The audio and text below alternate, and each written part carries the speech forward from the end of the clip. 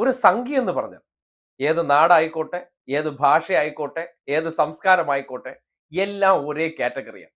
തമിഴ്നാട്ടിലെ ഒരു ബാധ ഇറങ്ങിയിട്ടുണ്ട്. DMK പുറത്താക്കുമെന്നുള്ള ഒരു ശപഥം ചെയ്തുകൊണ്ട് ഇന്നിപ്പോ എന്തൊക്കെയോ കോപ്രായങ്ങൾ ചാനൽ ക്യാമറകൾക്ക് മുന്നിൽ അവതരിപ്പിച്ച് തകർക്കാണ്. കാര്യം എന്ത് ചെയ്യുന്നോ ക്യാമറ മസ്റ്റാണ്.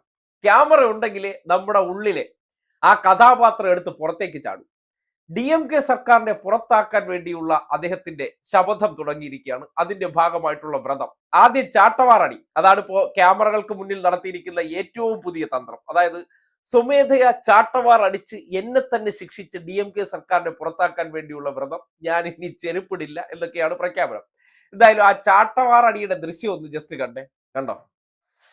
പാവം തന്നെ കേട്ടാ. ഈ ഉടായ്പൊക്കെ കണ്ട കുറെ പേര് അവിടെ വിശ്വസിക്കുമായിരിക്കും. കാര്യം ഈ ഒരു കാര്യമുണ്ട്, ഈ ചാട്ടവാറടിയുടെ ഒരു പ്രത്യേകം, സ്വയം ചാട്ടയടി എന്ന് പറയുന്നത് എന്താണെന്ന് അറിയും. അതായത് അതാകുമ്പോഴത്തേക്കും വലിയ വേദന എടുക്കില്ല. കാര്യം ഇതിങ്ങനെയൊക്കെ ചുറ്റിയിട്ട് സ്വയം ഒരടി അടിക്കുമ്പോൾ എന്താണ്, ഈ കയർ ഇവിടെ കയറി തട്ടിയുമ്പോൾ തന്നെ ഇതിന്റെ ഫോഴ്സ് കുറയും.